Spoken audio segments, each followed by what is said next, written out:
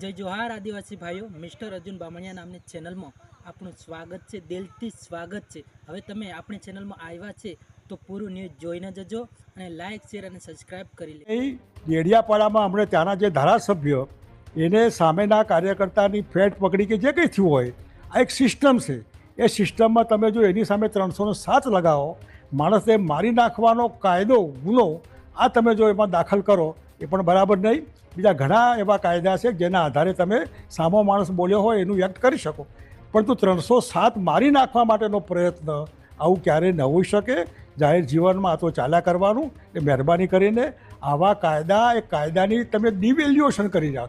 307 શું કહેવાય એની devaluation, પાસાનું devaluation મહેરબાની કરીને હાઈકોર્ટના ચકો સારું રહેશે। આટલું